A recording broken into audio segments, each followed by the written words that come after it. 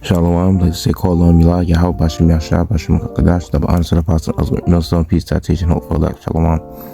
And the title of this video is going to be UN warns planet Earth on the eve of destruction.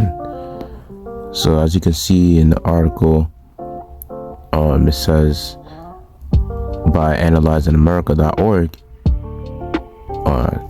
we're all doomed. UN warns planet Earth on the eve of destruction. And this is by Andrew Rodriguez, published a day ago. And pretty much saw this while I was at work.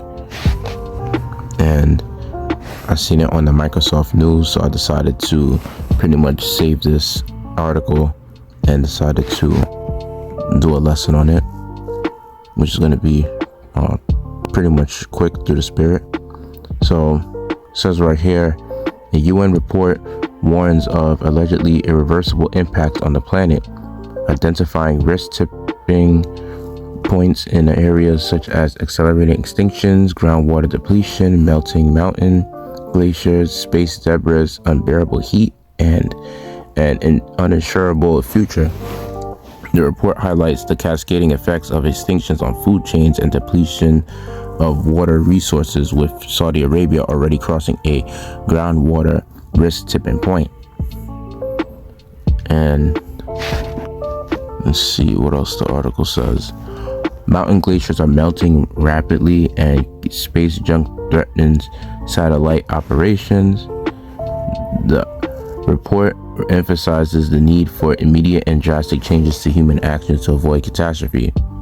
And quote, as we indiscriminately extract our water resources, damage nature and biodiversity, and pollute both Earth and space, we are moving dangerously close to the brink of multiple risk tipping points that could destroy the very systems that our life depends on, said Zita Sebesvari, the report lead author.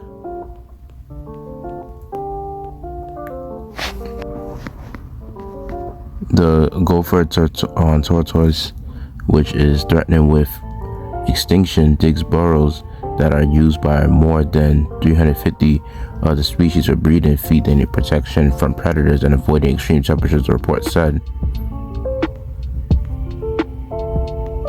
And the 90,000 glaciers of the Himalayas, Karakoram, and Hindu Kush mountains are at risk, and so are the nearly 870 million people that rely on them, the report said. We need to understand the difference between adapting to risk tipping points and avoiding them, and between actions that delay looming risk and those that move us toward transformation, it said. So yeah, that's pretty much it on that article. And without further ado, I'll bring out some scriptures, and Lord willing, make this lesson edifying to the hopeful light. In the second Ezra chapter 8 verse 50 says, for many great misery shall be done to them that in the latter time shall dwell in the world, because they have walked in great pride. So we all know through the spirit that all these things is happening because of the fact that this world is pretty much wicked. You know, you got LGBTQ at an all-time high. You know, you got feminism at an all-time high. It's mainly being pushed in America, and these other first world countries are also being heavily influenced by America, and just the whole world in general. You know, they're also following after the pride of America. They have drunken other philosophies of America and got wine. Well, I should say they got drunk off the wine of Babylon. So this is pretty much the reason why these things are happening, and it's only going to get worse. In the second Ezra chapter 9 verse 1, it says, he answered me then and said, measure thou the time diligently in itself, and when thou seest part of the signs pass, which I have told thee before, then shalt thou understand that it is the very same time wherein the highest will begin to visit the world which he made. Therefore, when there shall be seen earthquakes and uproars of the people, then thou shalt well understand that the Most High spake of those things from the days that were before thee, even from the beginning. For like as all that is made in the world hath a beginning and an end, and the end is manifest, even so the times also of the highest have plain beginnings in the wonder and powerful works, and endings in effects and signs. So these are signs of that the Most High is pretty much visiting the earth. And before Yahweh's return, these things must happen. And in Mark 13 verse 30 it says, verily I say unto you that this generation shall not pass till all these things be done. So yeah, All these miseries in this world is just going to get worse from there. And the Lord said, this generation, talking about mainly 2/3, but just even amongst all people, they're going to have to witness the destruction of this world, mainly in America. They're going to have to see the calamities. They're going to have to go through the adversities and afflictions.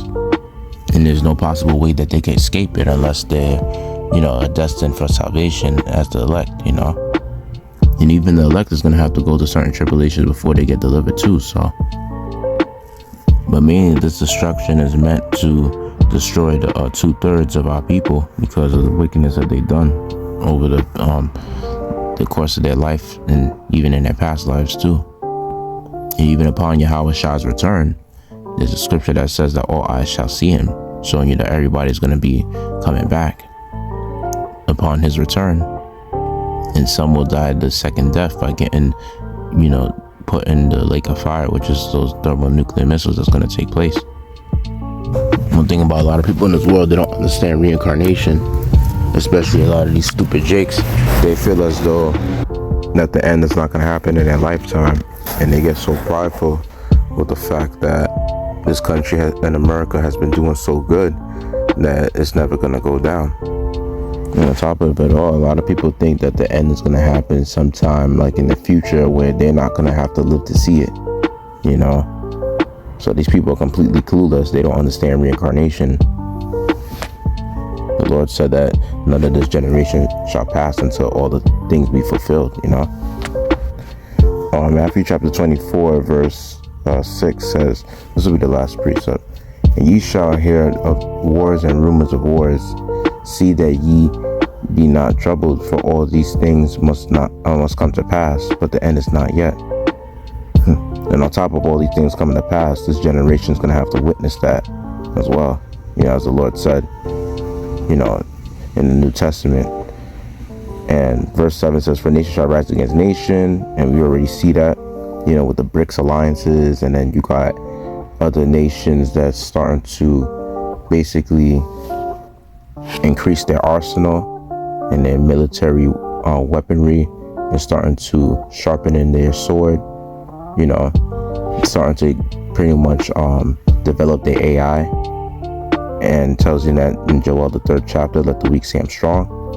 But it says in kingdom against kingdom, and we're seeing that these nations are pretty much getting tired of America. Then it says, and there shall be famines and pestilences and earthquakes in diverse places. And we see that on the news. And there's just a lot of bad reports going on the news, and just different countries. You're starting to see a lot of earthquakes. You're starting to see a lot of natural disasters, floodings.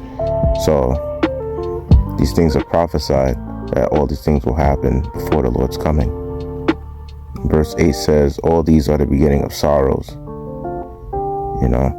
So just imagine the Most High is just pretty much hardly, beginning with this type of calamities and afflictions and adversities, because you best believe it's just going to get worse. And when he turns it up a notch, these people, they finna really suffer. So that's it on that. So just a few precepts, didn't want to pretty much make the lesson longer than it should, just straight to the point. And with that, I'd like to give all glory, praise, honor to Adonai Yahweh, Bashem Shamalak Yavashah, Bashem Kakadash, double honor to the Apostle Els Great Millstone, peace, citation, full life, Shalom.